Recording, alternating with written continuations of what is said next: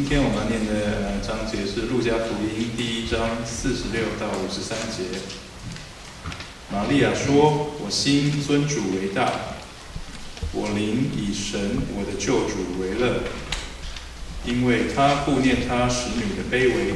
从今以后，万代要称我有福。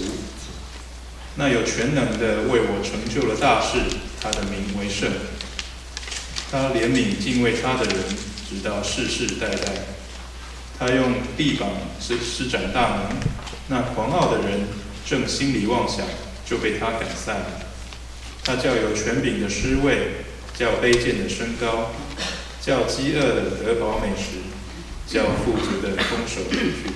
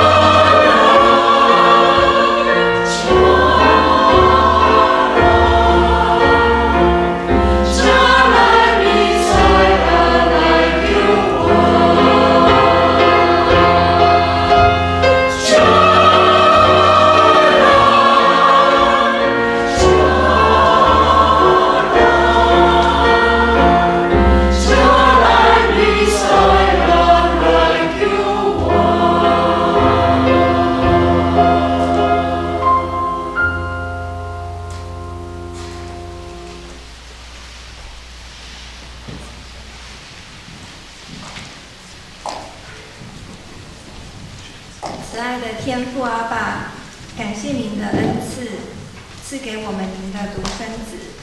今天是代降节的第3个主日，这个主题是宣布喜乐。愿基督耶稣的降生带给大家真正的喜乐。喜乐对我们的生命来说是非常重要的，人有喜乐才会有幸福感。耶稣的降生给人带来了拯救与释放，使我们得到自由的喜乐。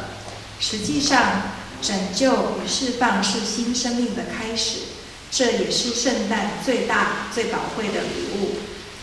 主啊，您说凡祈求的就得着，凡寻找的就寻见。求您给我们信心，使我们在祷告当中被你的喜乐和平安浇灌，能够敞开心接受您的爱，让我们的眼光因此也可以提高，愿意寻求您的心意，明白您乐意赐福我们所求的一切事物。但最重要的那一件事，你已经在基督耶稣里使我们得着满足。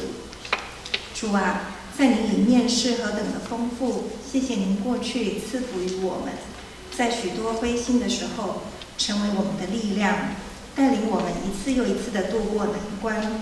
所以我们要不断的来到您的面前祷告，要称谢高举你的名在我们的生活当中，让大家都看见神与我们同在。